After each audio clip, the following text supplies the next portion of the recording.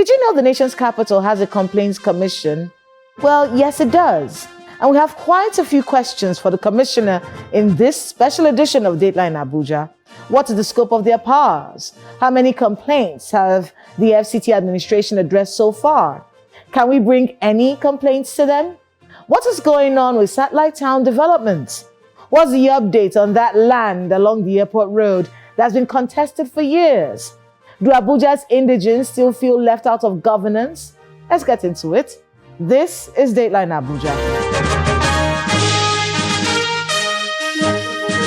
Hello and welcome to Dateline Abuja. I am Kayla Megwa. Let's begin with a rundown of the major stories from Nigeria's presidency this week in our Abuja Wrap. President Bola Tinubu has returned to Abuja from Lagos, where he spent the Eid al-Fitr marking the end of Ramadan.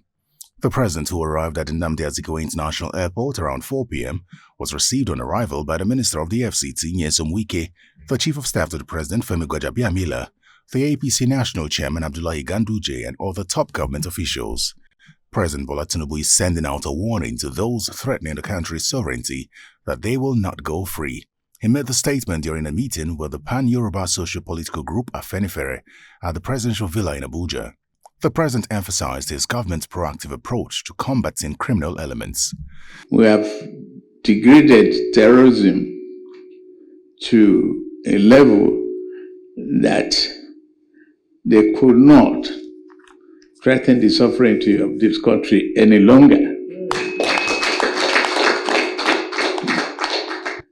The banditry kidnapping that they've resorted into will also be defeated.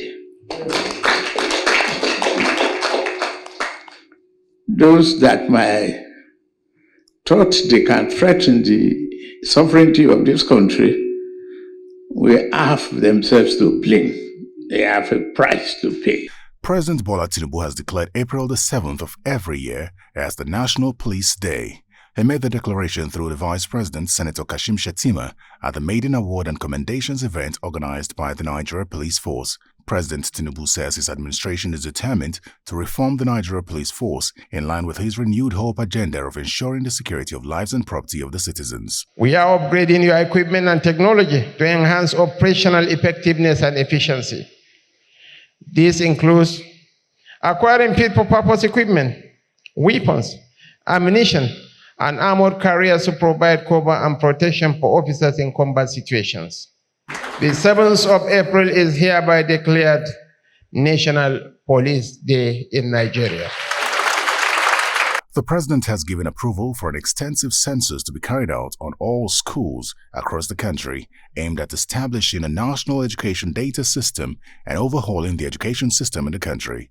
A statement by his special advisor on media and publicity, Ajuri Ngelale, says the census will, among other things, enable the government to know the conditions and living facilities of all schools in the country, their proximity to one another, and educational infrastructure.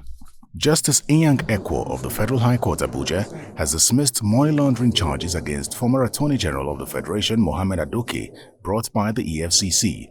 The court found that the EFCC failed to provide evidence establishing the case against Adoke, while also noting inconsistencies in the EFCC's claims in different court proceedings.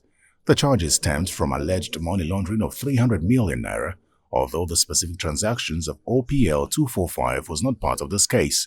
Justice Ekwa acquitted Adoke but ruled that the co-defendant, Abubakar Aliyu, must defend himself as he has a case to answer. The Minister of the Federal Capital Territory, Mr. Nyesom Wike, says the upkeep and sanitation of satellite towns in the FCT is a major fraud in the Federal Capital Territory Authority system because the areas are mostly abandoned. Mr. Wike made the statement during the inauguration of the coordinator of the Satellite Town Development Department, Mr. Abdulkadir Zulkarfi, at his office in Abuja in the company of top management staff of the ministry. He, however, warned the newly inaugurated coordinator against sabotage of the key performance indicators of his administration, reiterating his commitment to providing optimum development in rural areas of the FCT.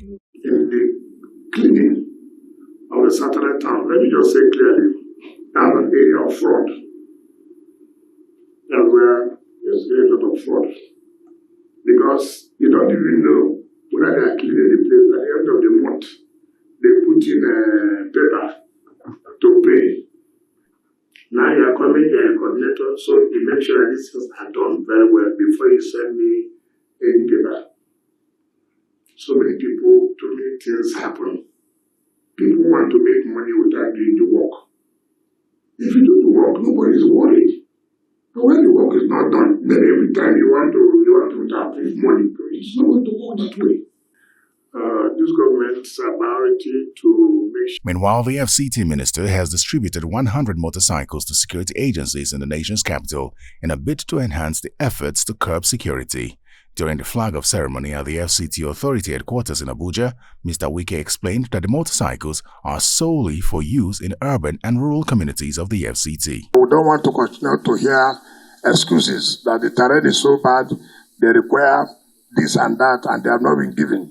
Now that you have been given, this may not be enough. We continue to provide more. For vehicles, we believe by the next 2 weeks, the vehicles would have been ready to give out to the security agencies too. So make sure for us, we will not relent until those who said we will not sleep, they will also not sleep. Welcome back. My guest on the program today is Mr. Ezekiel Dalhatu, the Commissioner for Public Complaints Commission representing the FCT. In this section of the interview, we get to know more about the Commission, its successes and challenges, and the indigenous people question. Please watch this. Ezekiel Dalhatu, welcome to Dateline Abuja. Thank you, Kiela. Congratulations. Thank you. Commissioner, Federal Capital Territory Complaints Commission. Thank you. Thank you. How has it been? Hectic, as expected, because Public Complaints Commission is a whole lot that we do for people. And just like the name implies, the root word, public, and then complaint. So, you know, too well that we'll lose a lot of sleep, and it's an uneasy water, you know. So overwhelming with people's issue that it concerns the complaint they have all along, either at workplace and then other issue that has to do with administrative injustices that people will run to us, being the gatekeepers and people they can reach out to easily. So we have a whole lot of issues on our table. Which particular complaints would you say we came in and we were the ones that fixed it? Something that people can remember. It's a whole lot. It's a whole lot. I remember the way we had a complaint of some cases that borders on the indigenous people, where some individual comes in to just like you know, treat them as it's not supposed to be. When you talk about taking away their lands without following the due process, a lot of people had cause to approach us with some of this kind of complaint, and then we check the processes, the administrative processes that ought to be followed. I give example for free. We had an issue with the second runway recently, where at the airport, where government needed to expand and then had the second runway.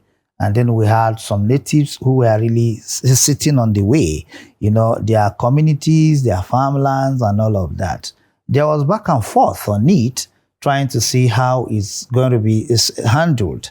At a point, there was high-handedness in it, which I questioned, and then I called the authority concerned, the FCTA, called their attention to it. Then it was Mohammed Bello in 2023, you know, early.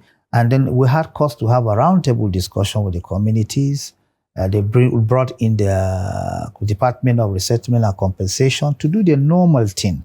And when Governor Wike came in and with the Aviation Minister, Festus Keyamo, SAN, we had the cause to do what we call a citizen engagement, and the matter were resolved amicably without having any. How was it resolved? Because I know this community. It was resolved because that community. I remember that community. They are situated near the presidential wing of the airport, and I remember that they don't have any routes. It's a nightmare. At some point, you have to stop your car and climb up. And I remember that community because at the time when people were being repatriated from countries that were at war, And there was a camp that was created in that community, one of the schools there, where they were being, rehabilitated and, prepped to go back to their states of origin. I remember this happening. So when you say it was resolved, what do you mean resolved? Okay, what they're not building the runway again? No. How it was resolved? First, there's a constitutional provision on how you should take over land from the indigenous people of the FCT. At some point, you resettle them. At some point, you pay compensation. At some point, you can integrate them into the system. So in the case of that, those communities, they were compensated. Some of them who had farmlands where they earn their living, economy trees, and what is in front of the Land Use Act, it was followed to the latter. How much were they given? It depends on what you, some had up to like 10, 15 million, some even 1 million, 2 million, depending on what you have as an asset. And then a couple of them who already have structure, a full-fledged community, are to be resettled out of that place because this is public overriding interests. And then it also borders on national security, having a second runway. So they can't impede such development. So government too to also resettle them in a way they will have this sense of belonging and then be happy that a government development and facility is around their corner.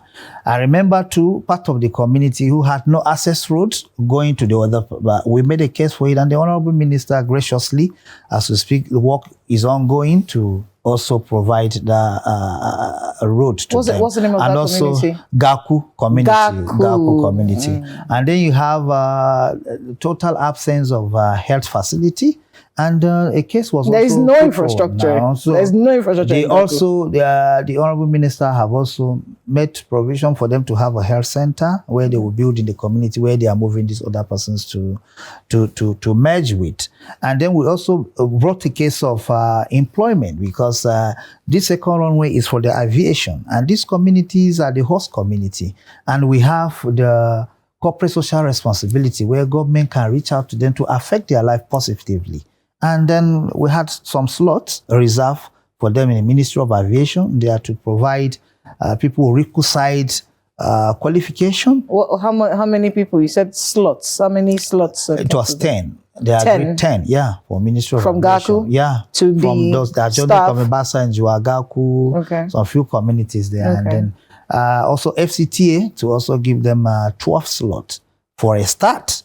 And that going forward, there will be considering them. I think this is how government should run because it's government for the people, by the people, and of the people. So inclusivity is key in every government. So these are the kind of things we do. Aside a case where we had some people who were dismissed irrationally, I wouldn't want to call names of agency for, and then we intervened and then some of them were returned back to their identity. About 5 of them. A different listing.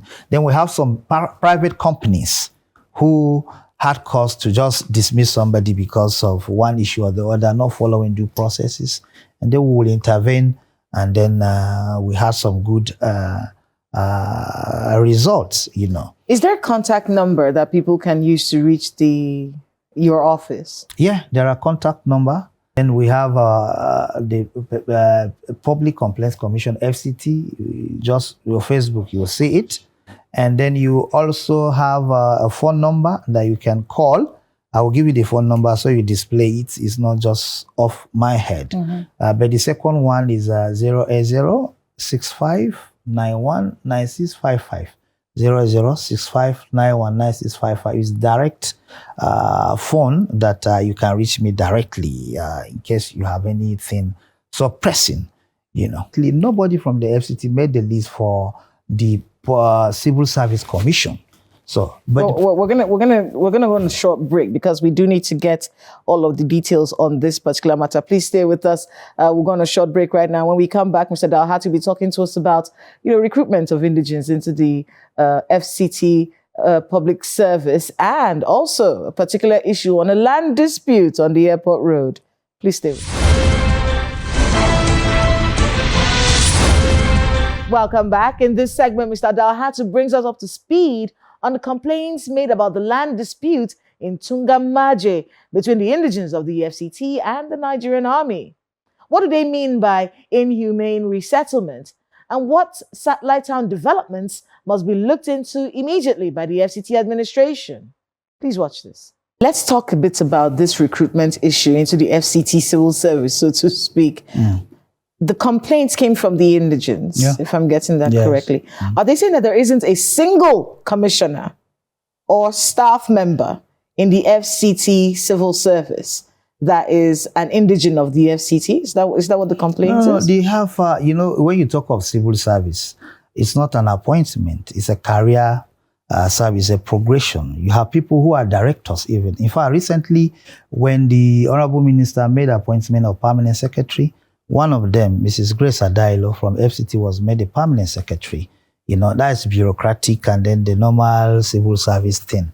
But when you talk about the body, the commission that should supervise the entire thing that is happening as it concerns the civil service in the FCT, because that's the hierarchy, the highest body that takes decision concerning recruitment, promotion, discipline, and all of that. That's what they are saying. None of them is being made a member of that commission. There's a phrase I heard from, not just you, I heard it from you, but I also heard it from the Indigenes. I think it was in October last year when I first heard these words, inhumane relocation. What does that mean? Yeah, maybe, like recently we had some issues that has to do with resettling some of the indigenous communities. Like recently, there is a case I'm handling now in Cuba, in Carmo, where a developer just went and brought military personnel, and then everybody that was on the farm was beaten up, and then they asked everybody to move, and then the next day he brought bulldozer, he's clearing the land he wanted. This is arcade. This kind of impunity. He's probably working on the assumption that no one from, because what we've been told, Mr. Dalhatu, is that there is no such thing as land owned by Indigenes in the FCT. No. That is what we have been told. The power of the land, the power of ownership of land is vested on government. Yes. But when you check your constitution very well, you will see the section that talks about adequate compensation of the first allotee, which are the original. Yes, so they have been compensated. No, I just told you that it was not the Aguda part. I just told you everybody was supposed to be compensated at the same time. Out. But it didn't happen because of paucity of fund then. So it was some people. So it is only once it gets to your community and there is reason for you to move, government do. That's why you have what they call Department of Compensation, Resettlement and Compensation. Okay. Let's go to Tugan Maje, because that is an issue that has been going on for years. And this impasse between the people who live, the Indigenes of Tugan Maje and the Nigerian army for that piece of land. What's really going on, and where are we with the negotiations now? What's really going on? Kela, as personally, as an individual, I feel ashamed talking about this issue.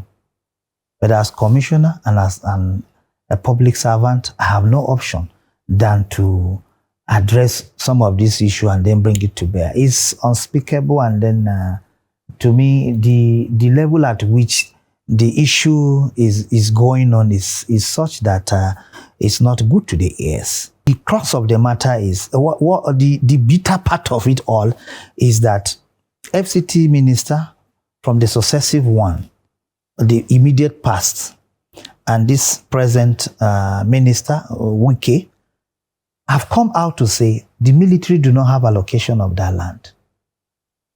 That's to start. But they must have something. They cannot just be building. They've started building on that place. Are you saying that they're building without any paper at all? I tell you that in 2018, there was a Senate public investigative hearing on this.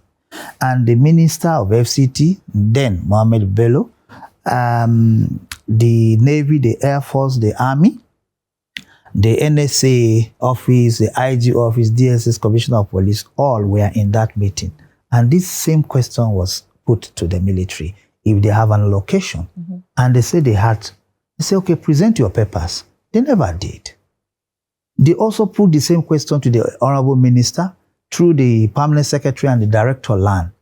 Have you given this allocation to the Nigerian military? And they say no. throughout their documents, all through their document, they do not have any allocation for Nigerian military in that Whose place. document? The FCT? The FCT, who are the custodian, who has the constitutional mandate to allocate land and revoke. So what's the military so saying? They How are said they clearly that land you are seeing is allocated to Ministry of Aviation for the expansion of the airport. And at the end of that meeting, it was clearly stated that military should stop work on that same land. But they never did. That's why I tell you that I feel ashamed, because we have a constitution of this country and we are operating the constitution of Federal Republic of Nigeria. The military do not have a separate constitution. So what we have now? laid down rules. What now? 3 weeks back, just 3 weeks back, when Navy went and planted signposts in Edo Seriki, the signpost, the inscription is clear. This land belongs to Nigerian Navy. Park and leave. Every property, every structure on this property shall be demolished immediately. This notice was not given by Development Control. It was not given by the Settlement and Convention, but Navy. And when they ran to me with this issue so disturbing, I have to run to the Honorable Minister to say, hey, Minister, we're going to have a crisis in our hand. Let's nip this on the board. This matter has been lingering. If the military so need that land and is important to government, then they should lobby so the minister can just give them the land. What did the I think minister it's as say? simple as that. What did the minister He called say? for a meeting, and all hierarchy of the military were there, myself, the Agaba of Jua, the Amak chairman, and Gwagwalada chairman, because the land situates in these places. So they were all there in the meeting. And the minister put this question very straight again. Do you have documents, an allocation paper? Not just document. Do you have an allocation to this land? And they say yes. He said, present it. They said they will present it the next day. I don't know if they have done. But he asked the director land again clearly, what is the status of this land? And director land clearly stated that this land is allocated to Ministry of Aviation for the expansion of our airport. And you're hoping that those And villagers the will get... minister again in that meeting said, military, stop any work on site. I was there 2 weeks back for on the spot when the villagers ran to me that they are building fence to round the whole place. I went and said, I won't just sit in my office for hearsay. I need to visit myself, the chairman of AMAC, the Sarikinjua, and we went there, and lo and behold, they're actually working. They aren't stopping. So it's disturbing, you know. And that's what we check. That's why we are neck deep as a commission, because administrative injustices must be checked. High-handedness and excessive use of power. We are not in a banana republic. This is a well-constructed nation where we have a sitting president. If the military disregard the orders and directive of the minister, it's as good as they are disregarding the orders and directive of Mr. President. I mean, and we can't allow this to. It's interesting that you brought this up, but I know that this is something that we have to follow up on, and of course, even get to hear what the military has to say about it. But I want to thank you very much, Mr. Dalhatu, for making out the time to speak with us on Dateline Abuja. Thank you. And good luck with all the work you do. Thank you. God bless you.